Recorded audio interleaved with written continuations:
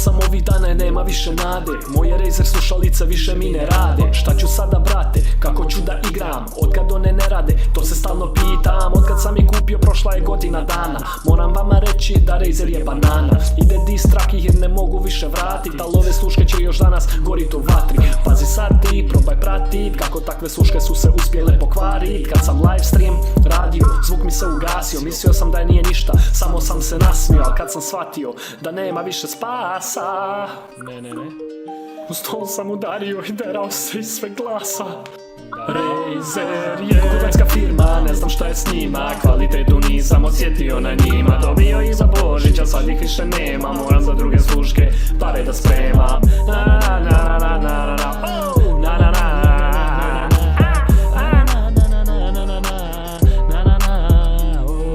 Bile su mi jebene, sluške moje zelene. Boje ko kada se beba posere u pelene. Reci ne, Razer mi ne kupujemo. Ruke u zrak da ih zajedno popljujemo. Nisu ni za šta drugo nego za smeće. Stavio bih u oglas, al džabe niko neće. Igro PUBG-a i igro Call of Duty. Teammateovima uvijek morao govorit šuti, jer slab je to zvuk, ne čuješ lika pored sebe. Neki kažu dobre su, ja kažem koji jebe. Neki kažu najbolje sluške za igrat koda ba. Ja kažem najbolje sluške za gazit nogama. Da nema više spasa. U stol sam udario i derao se iz sve glasa. Razer je kubanska firma, ne znam šta je s njima. Kvalitetu nisam osjetio na njima. Dobio ih za Božić, a sad ih više nema. Moram za druge sluške pare da spremam.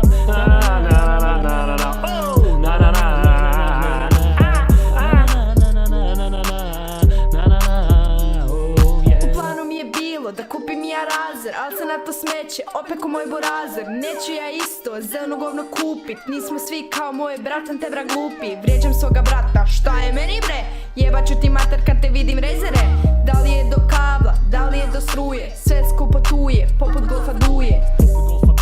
Sve skupo tu je, poput golfa duje. Sve skupo tu je, poput golfa duje. Sve skupo tu je, sve skupo tu je, poput golfa duje. Sve skupo tu je, poput golfa duje. Sve skupo tu je, poput golfa duje. Sve skupo tu je, poput golfa duje. Poput golfa duje.